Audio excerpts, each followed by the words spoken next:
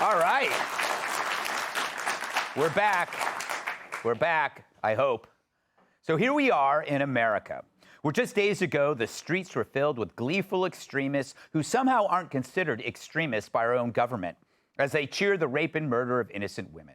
And as Israel responds to the atrocity, the people cheering over the death of innocents will then shriek over the death of a new set of innocents, the ones Hamas uses as human shields.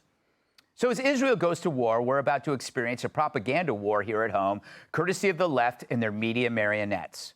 MSNBC's ratings have already slid 33% since the terror attack, which means 2/3 think it's okay. Before the Jewish dead were counted, you knew it was coming. The excuses for Hamas killing people in their homes, kidnapping young women and children, and filming them being abused all follow the same format as the excuses for criminality here in the U.S. It's the fault of that old lefty chestnut, the oppressor. And here you thought I was going to say climate change. The gist, the oppressed can take a free, horrifying, cowardly sucker punch at whoever the left has designated the bad guy. It's why they advertise their barbarism. It's no war crime to them. It's an achievement. You know, like graduating with honors in atrocity studies. The left, of course, called for an immediate ceasefire. But there was a ceasefire already on October 6th.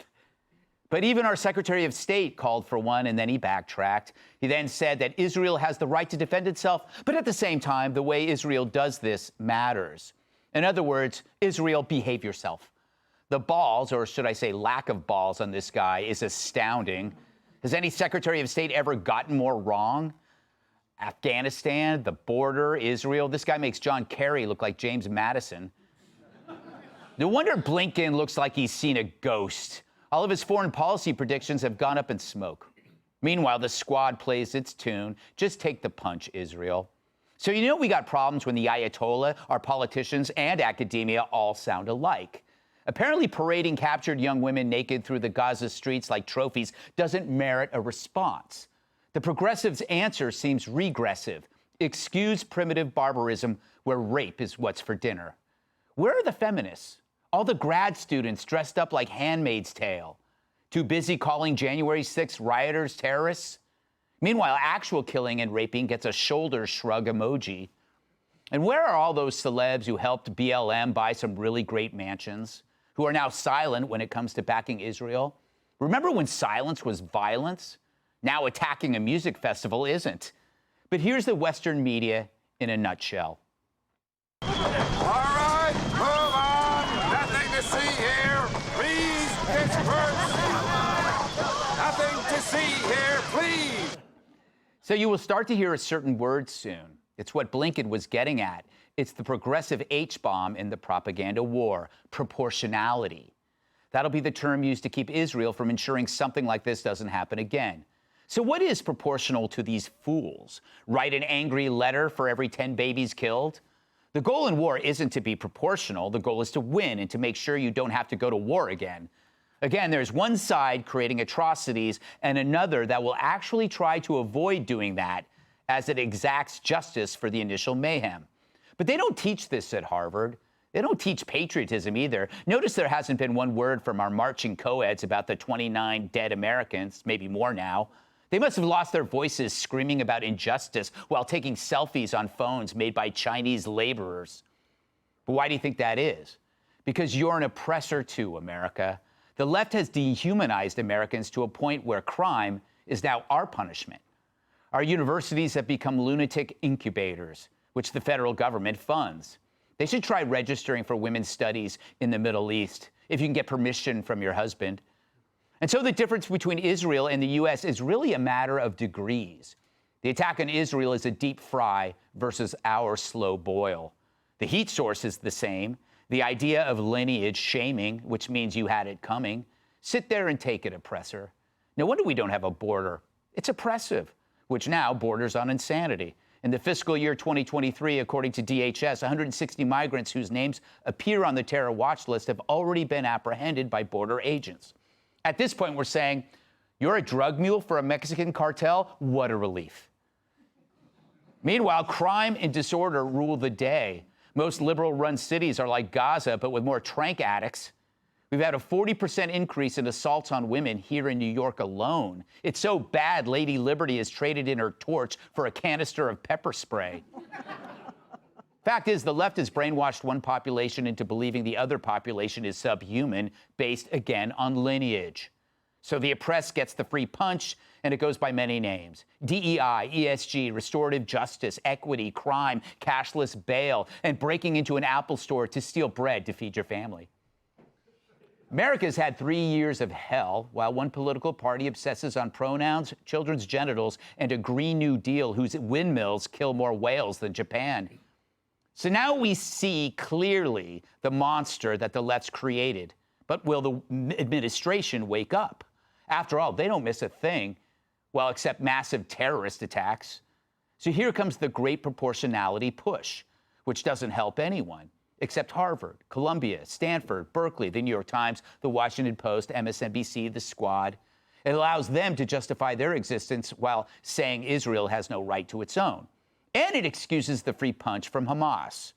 But the only thing that should be proportional here, the number of dead Hamas and the number of out-of-work Democrats next year. Fact is, both America and Israel suffer from an imbalance. Israel needs to regain its equilibrium by exacting decisive justice, not peace marches, justice, not revenge, justice. And in a way, we need justice too. We have yet to redress our own relentless decay, that slow boil of crime and collapse. There is a voice in your head asking, when will this stop? It's a good question, still waiting for an answer. Let's welcome tonight's guest. His commentary gives liberals dysentery. Fox News contributor Charlie Hertz. When it comes to being blunt, she never punts. Host of the Michelle Tafoya podcast, Michelle Tafoya. She's got 4 eyes, 3 sports, 2 kids, and 1 name. Host of Kennedy Saves the World podcast, Kennedy. And the NYPD uses his act to disperse large crowds. Comedian and co-host of the Jim Norton and Sam Roberts Show, Jim Norton. All right, we're heading into day 11, Charlie. Where do you see this going? How does it end? Are you looking ahead, or are you looking at it moment by moment? It's a lot of questions. Nice tie, by the way. Oh, thank you very much. Yeah. I appreciate that. No, I loved your monologue, and I love your focus on the whole idea of proportionality, because, of course, that is sort of the way they use, that's the secret word they use to punish or curtail Israel. But one thing that, if you're at Harvard or wherever, you ought to know enough math to know that, in order to understand proportionality, you have to know what the entire attack was. We don't know what the entire attack was, because we're still in the middle of the attack. Right. You still have 100 hostages who are fighting for their lives right now in tunnels under Gaza. And so the idea that we even know what the totality of it is right now is insane. And then you have leaders of Hamas in Qatar right now negotiating with people. This is insane to me. And if Israel, and I'm glad that Israel is doing this. We have not committed to anything. But if Israel wanted to take those people out, could you imagine the leader of a government going to some foreign capital to negotiate about something while they have hostages at home fearing for their lives? It's insane. So, maybe proportional is what we're looking for. And if that happens, we still don't know what where the equal, we can't put the equal sign up. Yeah, the equation isn't set. Right. And Michelle, I find the whole idea of proportionality hilarious, because what is proportional to that rave? Right? I mean, you'd have to come up with something so bizarrely gruesome to be proportional. And as civil human beings, we don't do that. No, we don't. And there is nothing proportional to what is being suggested was done to babies. Because not only are you doing it to the babies, you have wrecked these moms and these parents. You have ruined them. They are soulless now. They are burnt to pieces inside. So what's the proportionality for that? Yeah. I just don't see it. It's got to be proportional. Well, why? Why? If someone's coming after me with a knife, I hope I'm going to shoot him first. Right. That's not proportional, but at least I protected myself. Yeah. So I don't believe in that idea. Boy, I'll tell you, Greg, you know how you love your dog, Gus, but sometimes you don't like the way he behaves? Same with like your kids, your spouse. You love them, but you don't like them in that moment. I love this country. I love the way our government is built and the Declaration of Independence and the Constitution. But I don't like us very much right now. We're being really stupid on a lot of levels with the border, with these ridiculous, these people at Harvard and wherever else are coming out. It's disgusting and it's embarrassing. And how dare you bring Gus into this conversation? Oh, but I know. But he's so He has cute. nothing to do with the Middle East, except for that brief stint in Hezbollah. Kennedy, I love how, as in Hamas's existence, nobody ever brings up fairness until you have to strike back, and now everybody's like, no, we got to have proportionality here. We got to play fair. You stand over there, you stand over there. You get one knife, you get a pair of scissors.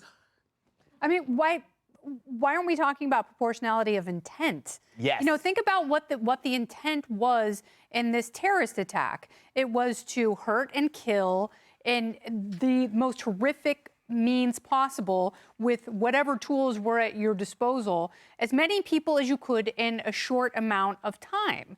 So if you were going to have a proportional response, it would be a war crime, the degree to which we can't even imagine if Israel were to meet the intentional proportionality of Hamas. It is inconceivable and it cannot happen. And Israel will express great restraint in terms of proportionality and in terms of what they can do. But also, if you're looking at this rationally, which is impossible because you're dealing with irrational actors, don't pick a fight with people who have bigger and more weapons than you do, and then complain about the manner in which they respond to your crimes. It's so, and by the way, I just have to say, I was walking down the street Saturday night here in New York City, and a car drove by with Palestinian flags out the side. They had just left the Times Square rally, and a guy walked up behind me screaming, "F the Jews, F the Jews." And I turned around and I was like, I'm not Jewish, but I was like, in that moment I was like, "You want to go right here?" And he was like a teensy, skinny little guy in a backpack. And, my boyfriend, I looked at him like, "Yeah, really? Do you think that?" And then, he saw the crazy Romanian look in my eyes and he walked away. But anti-Semitism is so real. And this whole thing has given people license to be openly anti-Semitic. And it's not anti-Israel. These are people who hate Jewish people. Yes. Well, Jim, you love the Jewish people. Some say too much. Yes, I've been accused of just touching and fondling for no reason whatsoever. Yes. I just love you. I want to ask you about is there any excuse that you can give to these college protesters? We've all had stupid opinions, but these are is this a different type of idiocy? No, they're just dumb, and they've always been dumb, Yeah. and they always get it wrong. It is what it is. It's kind of the natural order of things. Something terrible is going to happen. They're going to say something stupid. We're going to go, "How can they be so stupid?" And then 20 years from now, they're going to have kids who are going to be stupider than they were. It's kind of the way it goes. And I got to say, I think I speak for everyone. I hate the word proportionality. I know. It's hard to say. I don't like it. I've never heard it until this week. I've never had a conversation with someone who said proportionality. You're like, that was a fun chat. No one likes that word. And you had a good point. You don't get to punch somebody in the face and then dictate how they respond. Like, if somebody punches you once and you punch them once, you're emboldening them to hit you again. But if they punch you once and you kick them in the balls 30 times, they're not going to be as likely. Yeah. For instance, in a relationship. No. Good segue. That's a semicolon, not a period. Yeah. I've been in relationships and where I had plans with my girlfriend, and she canceled last minute, so I slept with 3 of her friends. Yeah. That taught her. Yes. But you're absolutely right. Proportionality is exactly the wrong thing because that means it would go on forever. Right. If you do this and I do that and you do this and I do that, it goes on Exactly. forever. So you have to actually be out of proportion. Wow, I think we just solved everything. Oh, thank goodness. All right, let's do some fun stories. Up next, the endless crudity of Biden nudity. Good job. If you'll be in the New York area and would like tickets to see Gutfeld, go to foxnews.com/Gutfeld and click on the link to join our studio audience. Hey, Sean Hannity here. Hey, click here to subscribe to Fox News YouTube page and catch our hottest interviews and most compelling analysis. You will not get it anywhere else.